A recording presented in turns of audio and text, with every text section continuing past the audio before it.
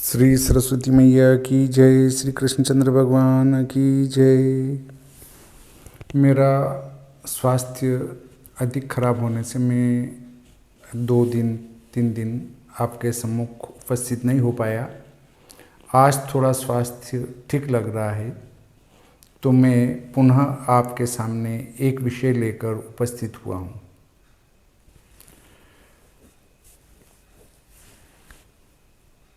आज हम चर्चा करेंगे मघा श्राद्ध पर, सूतक पर, अन्य जो प्रश्न आए हैं उनके ऊपर। मघा श्राद्ध पर एक बात आती है, उसमें लिखा है कि पुत्रवान पिंडदान न करे, और मघा श्राद्ध का बड़ा महत्व भी बताया गया है। मघा श्राद्ध एकादशी को मिल रहे हैं। आप चाहें तो पंचांग का अवलोकन कर सकते हैं। मघा श्राद्ध एकादशी को मिलेंगे, और एकादशी मंगलवार को पड़ रही है 10 तारीख को। मघा पूरे दिन है, 60 घटी है। ये श्री भादव माता पंचांग है, और इसमें मघा नक्षत्र 60 घटी लिखा गया है। एकादशी मंगलवार को 10 अक्टूबर को, तो 10 अक्टूबर को एकादशी भी है, मंगलवार भी है। तो कुछ का प्रश्न आया कि भाई मंगलवार में हम कैसे श्राद्ध करेंगे। शास्त्र कहता है कि संतान वाले को मघा नक्षत्र में पिंडदान नहीं करना चाहिए। तो आप पिंडदान मत करो ना, श्राद्ध कीजिए। श्राद्ध का अर्थ श्रद्धापूर्वक दिया जाने वाला दान, पुण्य, भोजन, और क्या है। पिंड नहीं करना। कुछ भोजन का अर्थ भी पिंड से लगाते हैं। भोजन अलग बिंदु है, पिंड अलग बिंदु है। पिंड की क्या स्थिति है कि जब किसी की मृत्यु होती है तो उसका जो दशा कर्म होता है वो कुएं बावली पर होता है सबसे पहले, या उससे अच्छे गए तो तालाब नदी पर हो गया, उससे अच्छे गए तो धार्मिक नदी पर हो गया, फिर उससे अच्छे गए तो पुष्कर जी, त्र्यंबकेश्वर, उज्जैन आदि में हो गया, या हरिद्वार में हो गया। तो ये क्रम से अच्छे माने गए हैं। ये पूर्व के वीडियो में बताया है कि कुब बावली से अच्छा तालाब नदी, उससे अच्छी धार्मिक नदी है, उससे अच्छे पुष्कर जी, त्र्यंबकेश्वर और उज्जैन है, उनसे ऊपर है शुकर क्षेत्र, शोरा शुकर क्षेत्र, जो कि कासगंज के पास में पड़ता है उत्तर प्रदेश में। वहाँ पर गंगा जी स्वयं प्रकट हुई है कुंड के अंदर, और कृष्ण वाराह ने स्नान किया था, श्वेत वाराह हो गए थे। वहीं से आगे धारा जी पड़ती है, गंगा जी निकली है, और फिर उससे ऊपर है गया जी। गया जी से ऊपर है हरिद्वार, और हरिद्वार से ऊपर ब्रह्म कपाल होता है, ये सबसे ऊपर है। यदि आपने ब्रह्म कपाल कर दिया तो फिर आप कहीं भी पिंडदान के अधिकारी नहीं रहे। और अधिकांश लोग जो है, कोई पुष्कर जी है, कोई उज्जैन है, कोई त्र्यंबकेश्वर है, कोई शूरा शुकर क्षेत्र है, कोई गया जी है, कोई हरिद्वार है, या कोई ब्रह्म कपाल है, तो वहाँ पिंडदान कर चुके हैं। इसलिए अब आपको श्राद्ध में पिंड तो करना ही नहीं है। जो आगे तक जा चुके हैं पिंडदान करने के लिए, वे तो अब पिंडदान करने के अधिकारी नहीं रहे। क्योंकि अब आप घर पे पिंडदान कैसे करेंगे। अगर आप उज्जैन भी पिंडदान कर आए, तो अब आप घर पिंडदान करेंगे कुएं पर या घर पर, तो वो आपको प्राप्त नहीं, उस आपके प्राणी को प्राप्त नहीं होगा। इसलिए अब आपको पिंड तो करना ही नहीं है श्राद्धों में। केवल तर्पण करना है, भोजन कराना है ब्राह्मणों को, या आपको लगे कि ब्राह्मणों को भोजन नहीं कराना, मैं ब्राह्मणों का विरोधी हूँ, गरीबों को करा दो। परंतु श्राद्ध का भोजन हजम करने का अधिकारी यज्ञोपवीतधारी ब्राह्मण, जो गायत्री का जप करता हो, वही है उसका अधिकारी। बाकी अन्य उसके अधिकारी नहीं है। गौ माता को घास डाल सकते हैं। देखिए, गोपाल जी चौरसिया साहब ने कमेंट किया है कि गलत जानकारी न दें। गया जी में जिनका पिंड हो चुका है वो तो नारायण के धाम को चला गया और देवता बन गया। बड़ी हंसी आती है, लोग धर्मशास्त्र पढ़ते नहीं हैं और कुछ भी कमेंट करने बैठ जाते हैं। एक तो आपने ध्यान रखा होगा कि पूर्व के वीडियो में जरूर मैं कहता था लाइक करें, सब्सक्राइब करें। आजकल मैं किसी भी वीडियो में साल भर से ये नहीं कह रहा हूँ कि आप मेरा वीडियो लाइक करें और सब्सक्राइब करें, नहीं कह रहा हूँ। आपको खुशी हो, अच्छा लगे कि मुझे इस वीडियो को लाइक करना चाहिए, कीजिए। नहीं तो डिसलाइक का बटन भी रहता है, डिसलाइक भी कर सकते हैं आप उसको। दूसरा ये भी नहीं कह रहा हूँ आप सब्सक्राइब करें। आपको लगता है कि ये चैनल अच्छी जानकारी नहीं देता है, अनसब्सक्राइब कर दो, हाइड पर डाल दीजिए। आपको कभी मेरा चैनल नहीं दिखेगा, कोई वीडियो नहीं दिखेगा। हाइड करके आता है इसमें एक ऑप्शन, उस हाइड को दबा दो आप, आपके कभी नोटिफिकेशन नहीं आएगा। तो गोपाल जी चौरसिया साहब कहते हैं कि जो गया जी में जिनका पिंड हो गया वो तो नारायण के धाम को चला गया। अरे भाई, भागवत जी सुनिए, भागवत जी में लिखा है कि धुंधुकारी के 100 श्राद्ध होने के बाद भी 100 गया श्राद्ध किए थे उनके भाई गोकर्ण ने, तो भी वो सदगति नहीं गया। अब बोलो, शास्त्र में लिखा है गया श्राद्ध से सदगति होती है, हाँ, तो फिर वो धुंधुकारी क्यों सदगति नहीं गया? भागवत जी कहती है ये।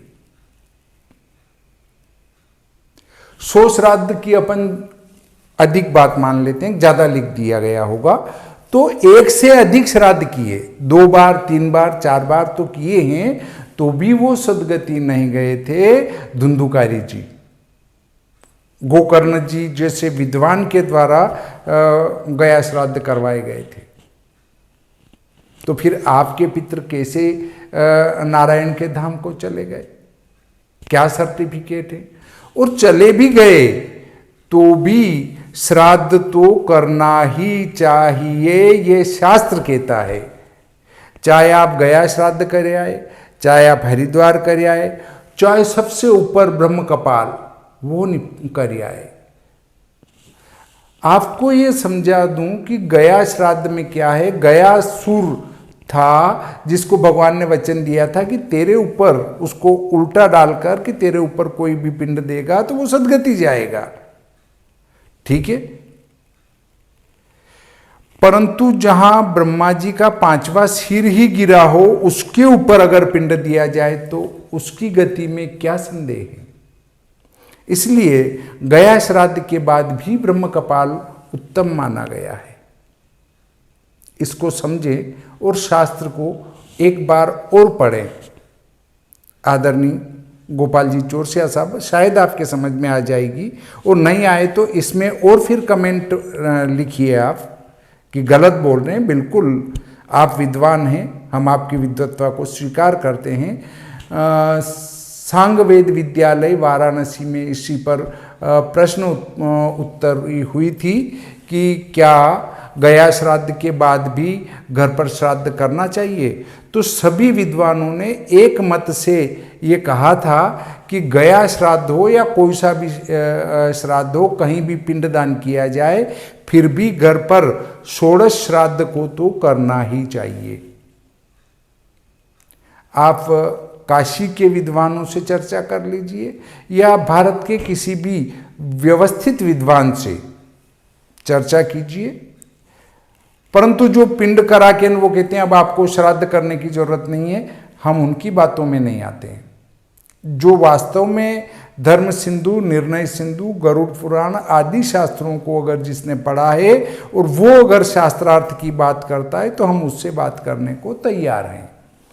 इसके बाद मघा श्राद्ध जो एकादशी को पड़ रहा है उसमें श्राद्ध करने का बहुत अधिक फल माना गया है। इसलिए आपको मघा में अवश्य श्राद्ध करना चाहिए, पिंडदान न करें। पिंड वर्जित कहा है, श्राद्ध वर्जित नहीं कहा है। मगा श्राद्ध का बहुत बड़ा पुण्य माना गया है, इसलिए मगा श्राद्ध अवश्य करें, उस दिन पिंड न करें। एकादशी को क्या करें, भोजन का क्या करेंगे, ब्राह्मण तो पाएंगे नहीं, तो ब्राह्मणों को फलाहार कराएं और खीर और उनके लिए जो नैवेद्य बनाया जाए उनको सूंघ सकते हैं। सूंघने से भी भोजन के फल की प्राप्ति हो जाएगी। ये एकादशी श्राद्ध का है। कोई कहते हैं एकादशी को श्राद्ध न करें, कोई बात नहीं, एकादशी का श्राद्ध अमावस्या को कर सकते हैं आप। 16 ही श्राद्ध में से अगर आप कोई श्राद्ध नहीं कर पाए तो उस श्राद्ध को अमावस्या को कर सकते हैं। अब एक प्रश्न आया था कि अगर हमारे किसी बच्चे का जन्म हो जाता है तो क्या करेंगे। जन्ना सोच और मरना सोच दोनों ही 10 दिवस के होंगे। 10 दिवस तक आप श्राद्ध न करें। 10 दिवस पूर्ण होने के बाद 11वें दिन से आप श्राद्ध कर सकते हैं। परंतु यदि ये स्थिति पूरे श्राद्ध के अंदर ही बन गई तो क्या करेंगे। ऐसी स्थिति में आप श्राद्ध के बाद पंचमी तक, आश्विन शुक्ल पक्ष की पंचमी तक भी श्राद्ध कर सकते हैं, ऐसा शास्त्र कहता है। उसके बाद भी अगर दिक्कत आ रही है तो वृश्चिक संक्रांति लगने के पहले पहले आप किसी भी दिन वेदरति व्यतिपात आदि में श्राद्ध कर सकते हैं, या किसी भी दिन कर सकते हैं। जिस किसी दिन भक्ति श्रद्धा से युक्त हो उसी दिन श्राद्ध को करें। यदि यहां इन श्राद्धों में आपके कोई आपत्ति खड़ी हो गई है तो, या भूल गए हैं तो, वो वहां पर श्राद्ध को आप कर सकते हैं। कहां पर, वृश्चिक संक्रांति लगने से पहले। वृश्चिक संक्रांति कब लगती है, लगभग 14 नवंबर के लगभग। तो 14 नवंबर से पूर्व आप श्राद्ध कर सकते हैं, उसमें कोई दोष नहीं है। परंतु बनती कोशिश, अगर कोई आपत्ति नहीं खड़ी हो रही हो, कोई समस्या खड़ी नहीं हो रही हो, कोई बाधा नहीं आ रही हो, तो श्राद्ध में ही इनको करें या सर्वपित्र अमावस्या को करें। यदि एकादशी को क्या करूं साहब, तो एकादशी का श्राद्ध आप अमावस्या को कर लें, द्वादशी को कर लें, कोई दिक्कत नहीं है। सूतक की बात हो गई, इसकी बात हो गई। सब कोई कहता है कि आपको गया श्राद्ध कर आए हैं, अब श्राद्ध नहीं करना चाहिए। बिल्कुल करना चाहिए। पिताजी के पहले हो गए, माताजी बाद में गुजरे तो क्या करें। उसमें कोई पहले गुजरे कोई बाद में गुजरे, जो जब गुजरे तब उसके बाद उनका श्राद्ध करना चाहिए। पहले चले गए उनका पहले श्राद्ध, बाद में गए उनका बाद में श्राद्ध।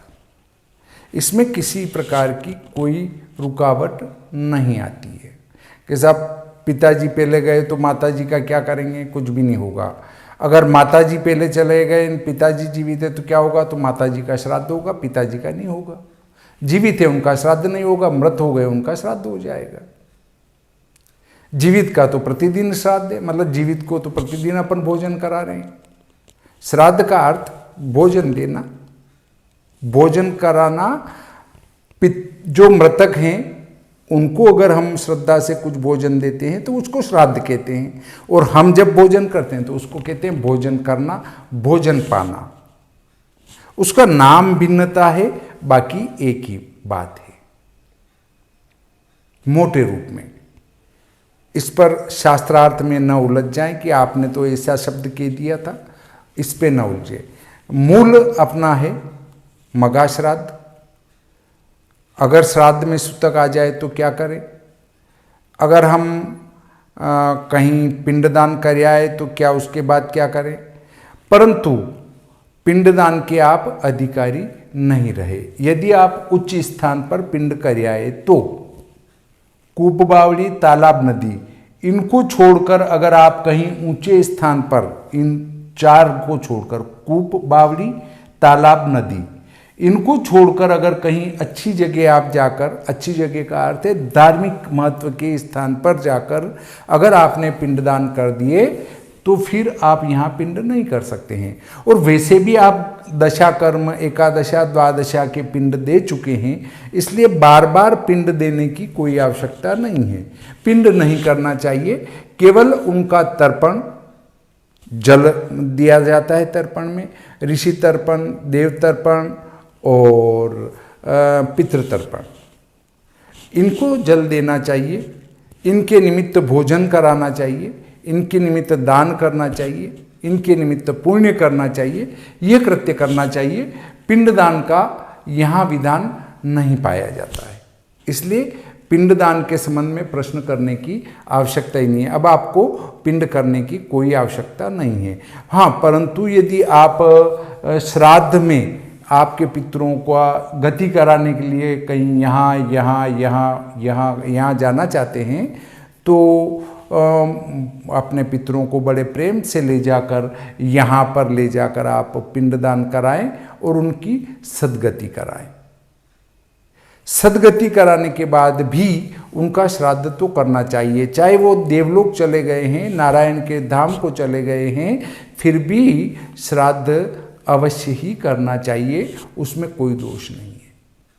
यदि आपके पितृ सद्गति चले गए हैं तो अर्यमा जी सब हमारे सभी